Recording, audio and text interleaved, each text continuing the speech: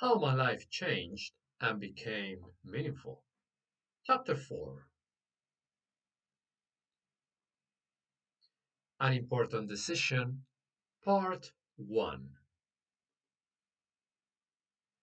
A new pastor in town is going from house to house, inviting people to go to church. He knocks on this one door and he can tell that someone is home, but nobody answers.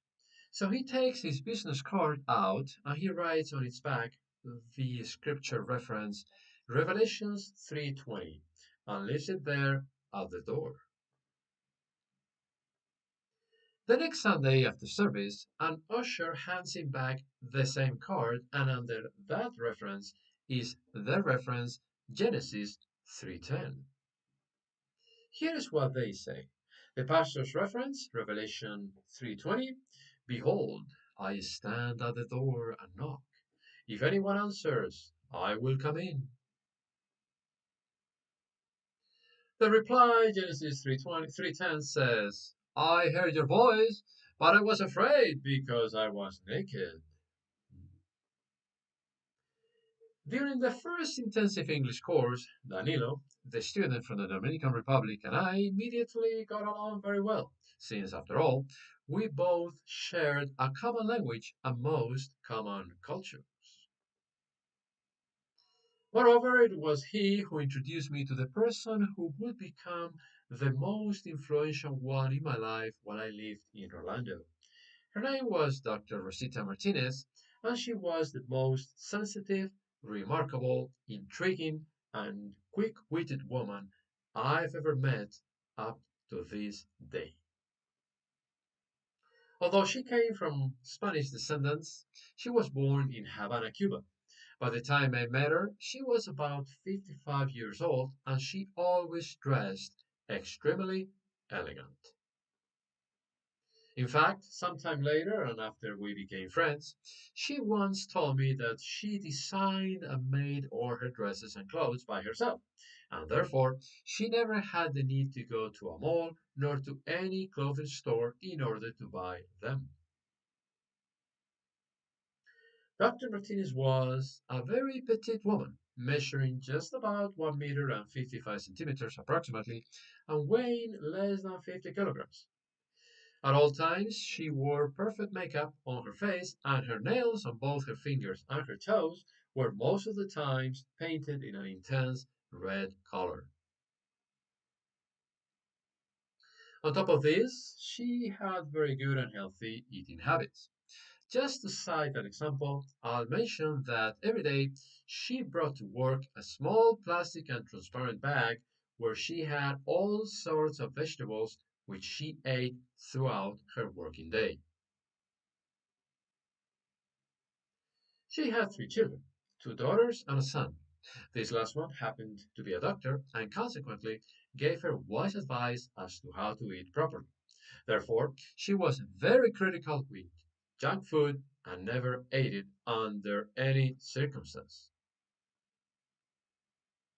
In terms of personality, Dr. Martinez was very well educated, self confident, and quite keen and smart.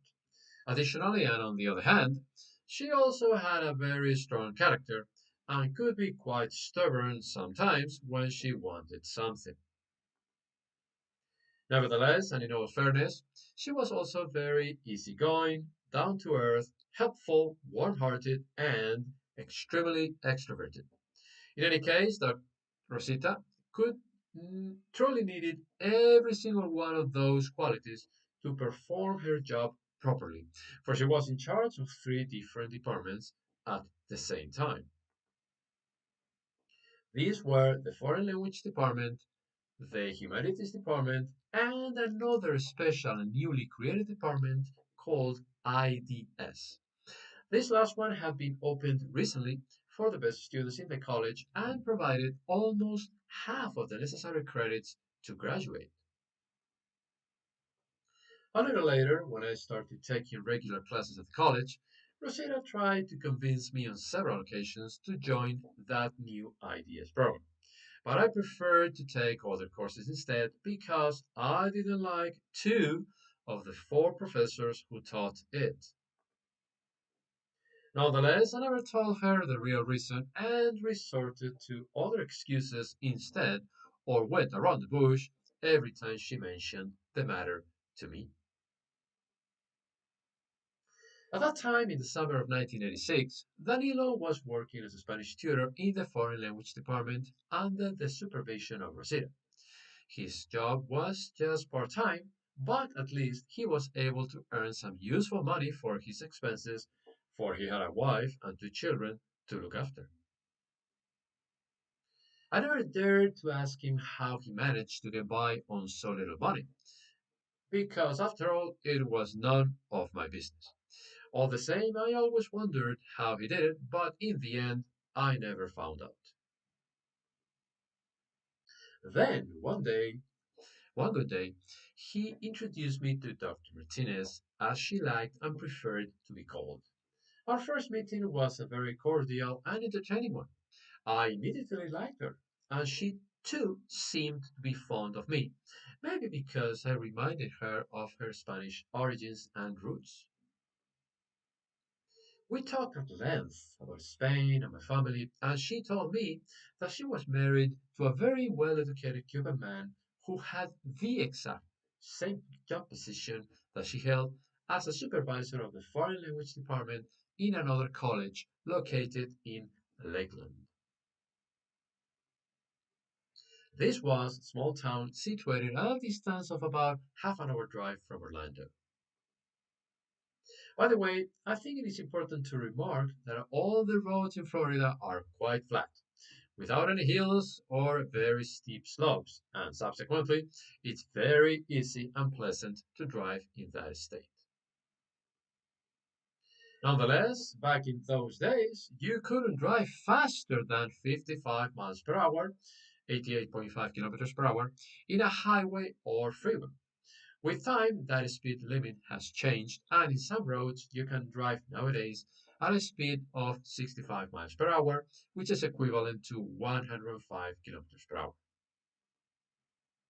Even so, comparing this speed to the one allowed in Spain or in most, if not all, European countries, it is still quite slow. Another interesting driving aspect in Orlando was, and still is, that people rarely blow the horn in their cars. It is considered somehow rude and offensive. That fact, compared to my hometown Madrid, surprised and still does me greatly.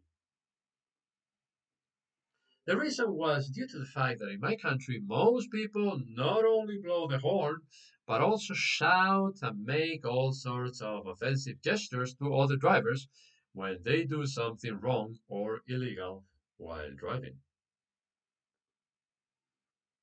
Dr. Martinez continued telling me how every morning she was the first one to arrive at work, for she enjoyed the quietness of the college early in the morning and preferred to work under a peaceful atmosphere and without any noise whatsoever. However, in order to do so, or to do that, she had to get up at 5 a.m. so she could be at her office at around 6 a.m. Thus, with that schedule, she obviously always went to bed very early the night before in order to have a good night of rest and be more productive the next day. To get to the college, Rosita drove a very attractive two-door, brand new and light blue Toyota Celica Supra. From my point of view, that automobile didn't suit her very much, considering her age. She seemed, nevertheless, very happy and proud to drive that car to work on a daily basis. Therefore, as I was there in that office listening to her, I kept thinking that never before in my life I had met, up to that moment, such a hardworking, fascinating, and dedicated person other than my own father.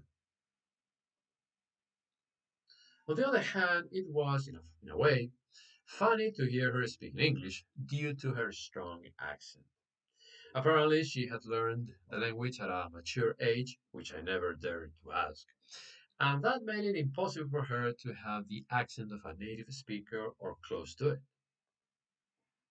In general, the older you are when you try to learn to speak another language, the harder it will be to speak it properly and the stronger your accent will be. Nonetheless, I'll also mention the outstanding fact that Dr. Martinez didn't commit any grammar errors in writing or in speaking. Hence, in my opinion, she deserved a lot of credit as far as her proficiency in the English language was concerned. Even though she was very small and apparently not looking very intimidating, due to her strong character, Rosita knew how to handle herself pretty well, and everybody in the college had great respect and admiration towards her. This included the college president himself, a man by the name of Paul Giannini, and the provost of Valencia Community College West Campus, a woman named Anita Harrow. The difference between these two people is that while the provost is responsible for one campus in particular, the president is in charge of the entire college. I remember that Dr. Martinez's office was quite small, in spite of the position she held and the number of years she had been working there. Actually, she had been in the same office since the West Campus branch of the college had opened its doors, and also quite a few years before I met her. Just to get an idea of how many years that meant, I'll mention that the college was founded in 1967 as Valencia Junior College, taking its current name to Valencia Community College in 1971, which was the opening year of the West Campus. This was thus the first and biggest campus even up to this day. That made it a total of about 15 years for Dr. Martinez to have been in her office by the time Danilo introduced her to me. She proudly told me the fact that Valencia Community College, nowadays called Valencia College, was, and still is, as I write this book, ranked second in the United States for the number of associate's degrees awarded. And is, also first among 2-year schools. I had never imagined that I was studying in such a prestigious, well known, and respected institution. But that was only one of the many blessings God would give me, as Nick Acevedo had told me when I gave my life to the Lord a short while before. Many other blessings were to follow in the upcoming months and years. I can't help to think now that back then I made, without a single doubt in my mind, the best and most important decision in my life by giving my life to Jesus. For the next 2 months or so after Danilo introduced me to Dr. Martinez, I visited her periodically, whenever I could, and before the first intensive English course ended, I even told her about my wish to stay in Orlando a little while longer. She in turn asked me not to leave Orlando without at least saying a final goodbye. Besides, she also wanted to meet my parents and brother when they arrived in Orlando to take me back to Spain. To be continued.